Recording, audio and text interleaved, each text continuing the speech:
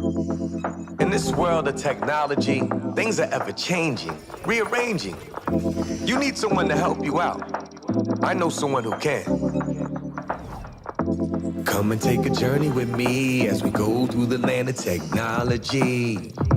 You'll never be alone. You'll be with Paul Amadeus Lane in the tech zone. Welcome to the tech zone. We on our tech flow, and there's still a global market in case you didn't know. So many guests, we not trying to impress. Just want to pass off the info. You can do the rest. See, there's no escaping tech. It's part of our lives. Keep every individual connected worldwide. But all this innovation is more than entertainment. It's people like you paving a new way every day. So let your imagination run wild with all the things that you dream about. Cause the tech zone is on now with Paul Amadeus Lane. Blah. Come and take a journey with me as we go through the land of technology. You'll never be alone. You'll be with Paul Amadeus Lane in the tech zone. Hello and welcome to this edition of the Tech Zone. So glad that you guys decided to come and take a journey with me as we go through the land of technology. That wasn't me singing on the track. That was my buddy Uni singing on the track. But I'm so glad that you decided to spend some time with me. On our show today, we're going to talk about artificial intelligence. Should we be afraid? Should we embrace it? We're also going to talk about ditching the keys. Not the keys to the kingdom, because we always need those keys to the kingdom, but we're talking about ditching the keys, locking doors, doing all these other things with keys. Is there another solution out there that can help you and I, especially in the business realm? But we're going to talk about that coming up in our second segment of the show. Only 2 segments today because we have some great guests and a lot of great info we want to talk about. But before we start, always connect with me, PaulAmadeusLane.com. We are having a website facelift. It will be debuted soon. I've seen some of the progress, and the web team is really making me look pretty good. Props out to them. And if you're listening, ABC News Radio, iHeartRadio, live stream, YouTube, all the other formats, I want to thank you for tuning in. Don't forget, like, share these episodes, these segments, and if there is a particular part of technology you would like for me to delve into and maybe have some experts on to talk about it, please always reach out to me. The best way to reach out to me on social media or connect with me is PaulAmadeusLane.com. That's the website. All right, you ready? Let go. Let's do this, all right? Artificial intelligence. We have seen a lot of movies, a lot of conspiracy theorists talk about artificial intelligence. And you know where I stand on this side of the debate. I say embrace it. It's a part of life. It's something that's here to stay.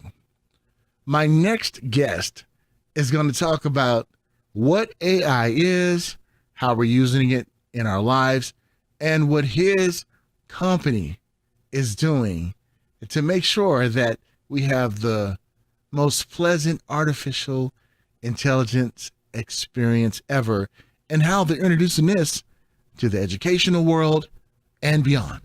And I am so excited right now to have my next guest with me. You know, I'm a huge supporter of AI and the things coming out of artificial intelligence.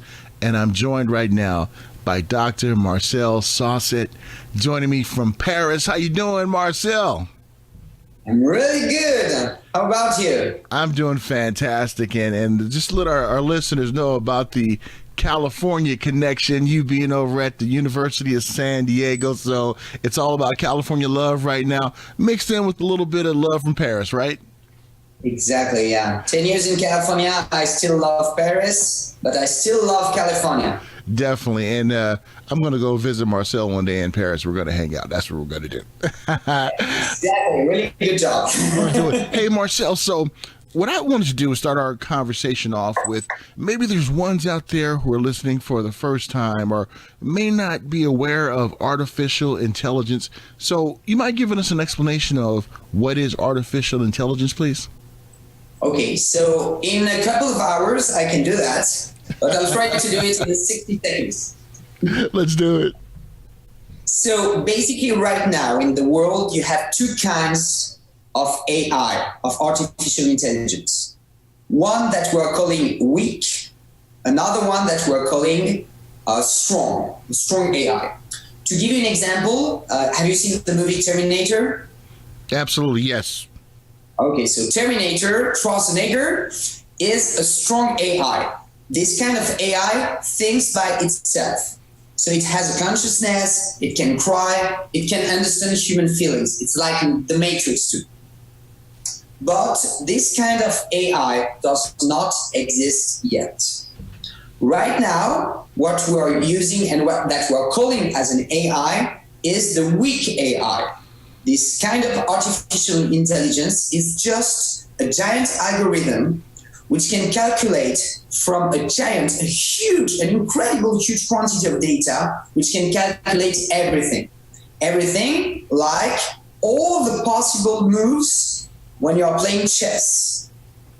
That's why 20 years ago, a weak AI did beat the world champion Yuri Kasparov. Why? Because this weak AI knows all the possible moves. But it's not right now what we're calling, Cortana or Siri or Alexa. All these kinds of AI are weak AI. Just a giant algorithm, a giant computer, which knows so many things that you think that it thinks by itself. But it's not Terminator, not yet. Marcel, when you were talking, it kind of made me think of iRobot when Sonny said, "I did not kill the man." Was Sonny part of a strong AI? This one is a strong AI, which follows the three laws of Asimov, because iRobot, it comes from the book from Asimov, and this strong AI, once again, does not exist yet. But a couple of specialists says that we should meet a strong AI around 2030. All right. So it's coming really just around the corner. Before we blink our eye, is definitely going to be here. Now, you kind of talked about Siri. You talked about Alexa. How are we using AI in our lives now besides the Siris and the Alexa? Are there any other forms of AI that we're using out there? Yes, I'm going to give you a good one. Of course you are using, do you have an iPhone or do you have a Samsung? Well, I have the superior Samsung device. That's good. You had the Paul Amadeus Lane cell phone. You got it, my friend, you got it. So if you have an iPhone, for example, or if you have a Google phone, or if you have a Samsung phone, let's say that you take a selfie of you, send a snap, and Google Picture right now is able to scan all your pictures and see, for example, that Paul loves going to different places. Let's say that, for example, you're in front of the Golden Gate in San Francisco, okay? Google Picture understands that there are mountains, that there is a bridge behind you, and it also notices that you are smiling in front of the bridge. So all these elements analyzed together, this is the analysis of a huge quantity of data that I told you earlier, that I talked about earlier. So it understands that you love bridges, so that you love traveling, because this bridge is not in your current town, and you're smiling, so you love traveling. A couple of minutes after scanning this picture, you will receive an advertisement through your Gmail account about a trip in San Francisco, for example. You know what? That makes a lot of sense, because sometimes I know my wife, she gets amazed sometimes, like when she surfs the web or looking at some things, and then there's an advertisement that comes up, about something that she looked at or something that she's liking. And she's like, how do they know that? It's all about the artificial intelligence. And Marcel, you talked about how the movies and TV shows depict strong AI in a kind of scary or frightening way. But what are some of the, let's talk about the benefits of AI in everyday life. You kind of talked about with the Google Lens, when you take a picture and they get all the different the data and everything, and it kind of does the thinking for you. What are some other benefits that we have, and how can it help us in everyday life? Because you have some folks, and I'm probably going to get some nasty emails and some tweets from some people, but the baby boomers, they're like, no, I don't want it, don't need it. But what are some of the benefits, behind AI and what we use in our everyday life? So I'm going to talk about one thing which can be a benefit, but maybe you are going to consider that it's an intrusion or manipulation in your life. And actually, my next book is about the artificial intelligence and the self-manipulation that big companies are implementing all over our lives. So basically, I'm going to give you a first example. Tinder, obviously. Yes, absolutely. Okay. So now the artificial intelligence, the weak AI, is capable without any criteria, psychographic, demographic criteria that you gave to Tinder. Tinder is capable just analyzing your behavior. They are capable to give you recommendations on what on a profile that you would enjoy. So can you imagine? You think that you're heterosexual, and Tinder is just recommending you your man, and they're recommending you man. So you discover that you're gay thanks to Tinder, because it knows everything about you. That's true. So you consider that it's a benefit. No, you make a very good point, and I know like a lot of my media colleagues now who work for different networks and everything, they're really starting to implore this when it comes to viewing habits that ones have. That AI is working, and they say, hey, you might want to watch this show with Paul and Marcel. It's going to be a #1 hit. We see all those different things out there. And you bring up a very good point. Are there any other different type of examples out there, too, about how it's affecting our everyday life and the benefits of it? So another example, but just, we need to understand, and the people who are hearing us now need to understand that AI is just a question of analyzing all these quantities of data that we are living every day. A Google car, for example, can collect 300 billion of data every day, but a human brain cannot analyze this giant quantity of data. So we need specific machines named machine learning to analyze this data. So a benefit of, sorry, I'm going to advertise my laboratory of innovation. Can I do that? Hey, let's do it. Hey, because I'm all about innovation, and I enjoy what you're doing. I appreciate your swag and your hustles. Definitely go ahead and do it. I prefer to know if it's possible. So basically, that I'm a professor at the University of San Diego School of Law, but the thing is that I'm also running an artificial intelligence company, and this artificial intelligence company is named Nestor. So we have designed a program in education. It's the machine learning. Basically, have you followed e-learning class before, Paul? Yes, I have. Okay, perfect. So maybe you noticed that it's a little bit boring.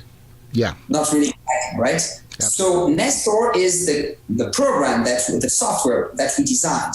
And what happens? You're watching, the video. You're watching, for example, Professor Marcel, or you're watching Paul talking about explaining something, and the camera of Nestor is on.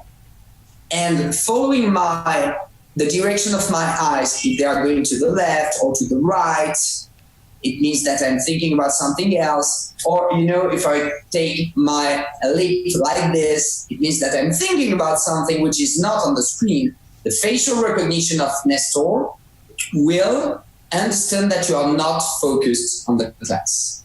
At the end of the class, of the e-learning class, Nestor is going to change automatically all the questions of the exams and ask you questions only about moments where you did not listen to the class. I love that. So it's possible to pass the exam, to understand the class, to pass the class if you were not focused 200%. It's a good benefit. First thing. That's second awesome. thing. Yeah, it's great, huh? The second thing, the machine learning is so strong, even if it's a weak AI, that after 4 or 5 lectures, Nestor and the 300 different facial recognition movements analysis, Nestor is capable with all this data to tell you that, for example, every 2 minutes, 27 seconds, you take your cell phone for watching your text.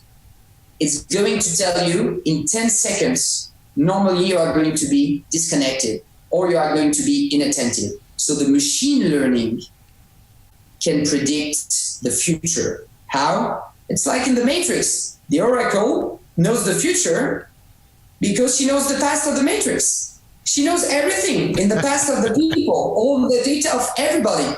So she can predict the future. And this is right now one of the big stake of AI and a big benefit, because we are going to help millions of students and post students in the world with really cheap artificial intelligence softwares, which are going to follow and coach so many people in the world.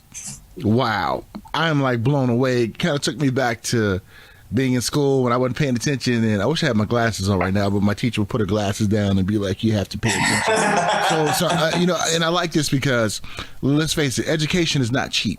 So we want to make sure everyone gets the bang for their buck, pay attention, so that they can really learn, the subject that they are a part of. And I think this is amazing. Now looking at Nestor AI, what made you create that company? Were you always into technology and maybe breaking down things and analyzing things? What made you create this company? So basically, I conducted a PhD in innovation around 15 years ago.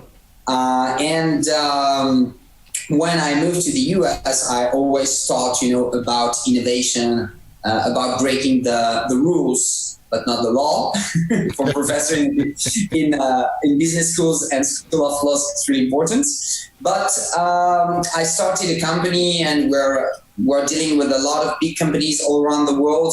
My offices are in California, in Paris, in Dubai. And, I had this student 2 years ago. He knew that I was in business, and not only a professor, so a practitioner and not only a theoretician. And he told me that there was a new a story which was incredible. It was in 2016, and I say hello to Jerry, who gave me the idea of Nestor AI. Actually, he lives in Riverside, in San Bernardino. I don't remember exactly. And he told me that there was this interesting study. So students, during a lecture, during a full course, sent emails to their professor during 6 or 7 weeks. Okay? And they received answers, they did chat with the professor, they saw the professor during the lecture, and after 8 weeks, professionals and scientist people told the students that it was an artificial intelligence which answered to the emails. And not one student, not a single student noticed that it was not a man who answered, and it was 2 years ago. Wow. Can you imagine that? That is something, because I know chatbots, you can always tell when it's a chatbot doing it. But that's pretty cool. So they had no idea they were communicating with an AI. Yes, and think about the chatbots. When you go, for example, on American Airlines, the chatbot is going to say, "Hey, Paul, how are you doing? Good. Okay, how can I help you with? I would like to book this flight ticket." So it's basically it's a simple relationship. It's a simple conversation that you can teach to your chatbot. But with students on a specific topic, with academic questions, scientific formulas, etc., it's much more complex. So when he told me this, I thought that universities in the world would need a big, a big shake. We need to change the world with education. And it came, in my mind. Oh, it could be great if you could watch a video, or learn a video, and the artificial intelligence is watching you and is telling you, you're not listening, and we change the questions of the quiz. And then we can have now, instead of paying, or maybe you will have in the future, people who will pay at the University of San Diego School of Law $60,000 per year for a year of study. You could have 60,000 people, young men, young women in Bangladesh or Pakistan who could pay $1 for being coached by an artificial intelligence for watching the same class. That's true. You bring up a very good point. And speaking about technology, were you always into technology when you were younger, or was it something that, as you gotten older, you kind of gravitated towards? Were you like me, always into tech? Okay, this is the bad point. I'm not a nerd. I have always a pen. I'm not sure that you see it. Up, you see my pen? Yes, and definitely. My note. And I'm not a tech guy. I'm an innovator. So one of the books that I wrote in the past was named Innovator. So I'm an innovator. I'm not an inventor. I see the product when it's finished. I see it. I can design it in my mind, but I see the benefit that it can bring to the customer. Absolutely. But I'm working with teams, my teams, and I think about Nicholas, who's the co-founder of Nestor, who designed, all the details of the technological approaches and all the devices. But I'm just seeing the final results. I see the features, I see the future too, and all the details of the devices, but I'm not implementing these technological details. And another thing about me, I'm a real innovator because I love new experiences. For giving you an example, I'm celebrating my 8th month. You ready? I did quit cell phones. What? You have no cell phone no more? No cell phone no more. Of course, I'm using Skype. Right. I have phones in my different offices all around the world. I'm 14 hours per day on the internet, working with my laptop, but just 20, 25 minutes per day, I'm just not connected. No cell phones anymore. And you know what? It's just fantastic. Yeah, I bet it is, because, sometimes we are so glued to these cell phone devices that we don't communicate. We don't, have a social interaction with people even in the same room. So I applaud you for that, my friend. Was it hard? No, because it's really easy people will think, okay, it's impossible to quit cell phones. In 2009 or 2010, even in 2015, I would never do that. But now, I'm traveling a lot. I work all the time. And, in taxi now in Paris, you have, for example, Wi-Fi. You go to the airport, in the plane, in the train, in the train station, at Starbucks, in your offices, at your house. You have internet everywhere. So it's just, a question of just being a little bit disconnected a couple of minutes per day. That's why I decided to quit them. And I can guarantee you, I'm super focused on my objectives. And that's, of course, I'm always connected. I'm answering my email. You can join me through Messenger, Skype, or emails. And it's great. No, that is so cool. And you kind of touched on something too that I wanted to kind of go back to, and that was how you are an innovator. And we're starting to see when technology really made a serious boom in the way that we live. We saw that innovators and, let's say, tech heads coming together and creating technology to mushroom to where it's at today. And I think being an innovator is kind of like the catalyst behind, a lot of technology. You have the innovative mind, and you can see past the vision to the reality. And that's what I love about innovation and innovators like yourself. And I tell you, without you guys, the tech world would not be where it is today, because I've talked to a lot of innovators out there, and you guys are awesome and amazing. So I wanted to give you your props about being an innovator out there. All right, definitely do that. Excuse me, sorry to interrupt. This beautiful story about Walt Disney and his grandson. Yeah. The grandson of Walt Disney was in Disney World or Disneyland. I don't remember which Disney resort it was, with his father. And the grandson said, "Can you imagine, Dad? if grandpa could be here and could see this resort and all this giant theme park about Disney. And the dad said that your grandpa saw it. Wow. Wow. Yeah. That makes a lot of sense. It makes a lot of sense. I love that analogy and that story. I'm going to use that one day. And I'm definitely going to give you props for it when I do it. Hey, but before I let you go, we know you're an award-winning published author, a lot of books on the market, books in marketing. You've done a lot of things. What else are you working on? Can you share it with us? Right now? Right now. So I run, so my laboratory in innovation is a group of different companies. We have an advertising agency. So you will love it because we are using, Nestor artificial intelligence, but for advertising brands in the streets. So let's say, for example, that you are in front of a shop. What's your favorite brand? My favorite brand is, Nike.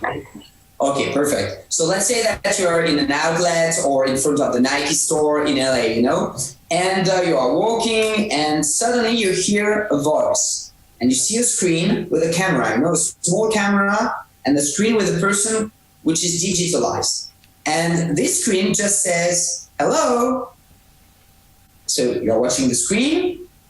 Let's say that you're not smiling. Nestor knows that you're not smiling. Right? So Nestor is going to tell you, yes, you, sir, who's not smiling, because Nestor knows that you're a man. So it creates a conversation, a dialogue, and then you are going to smile. So Nestor is going to tell you, yes, now you are smiling. How are you doing today? Blah, blah, blah, blah, blah, blah. And then at the end of the small conversation, would you like to come in? We have special discounts today, and you can come in and visit the Nike store. So it's a way to, interact with customers and invite them to come into the store. But the thing is that let's say now that in 3 years you are in Singapore or in Paris in front of the Nike store. What will happen? They were probably Nestor is going to tell you, hey, how are you doing today? I never forgot you. Wow. Yes, I have not forgotten you since the 13th of May, 2018. You were in Los Angeles and we had a chat together. And now, Paul, you're going to think, what? Yes, it's me, it's Nestor. We had a chat. You would like to come in? The prices are much more interesting than 3 years ago. And I remember that you bought a beautiful orange t-shirt because it's just a question of collecting data. This is artificial intelligence. Wow. I am blown away of what we have to look forward to. And Marcel, you and your organization and companies being at the forefront of this, I think really is going to touch the lives of how we live and make this life a lot easier when it comes to AI. And we appreciate what you're doing. Now, before I let you go, how can ones find out more information about Nestor AI, find out about your books, your other companies? What's the best way they can do that? So let's do the traditional way. Just Google Marcel Saucet. And I have a website with my researches, my books. My books are on Amazon. Are really good, really cheap. Buy them. And you have also my company. Just Google Nestor AI and Marcel Saucet or street marketing Marcel Saucet. You could see all the different things that we are doing. And I would be happy to share a cup of coffee anytime. All my teams will be ready for you. And Paul, it was a pleasure to talk to you. I love talking about artificial intelligence and all the problems that we can meet in the future with AI, because we'll have a lot of benefits. But guys, all be careful. If I put cell phone, it's also because collecting data. Big companies, be careful with your life, huh? Absolutely, and well said, Marcel. And we look forward to catching up with you real soon, and you can let us know how everything's going in the AI sphere. Good. So I hope that you will invite me for my next book about AI. Absolutely. Consider it done, my friend. It's an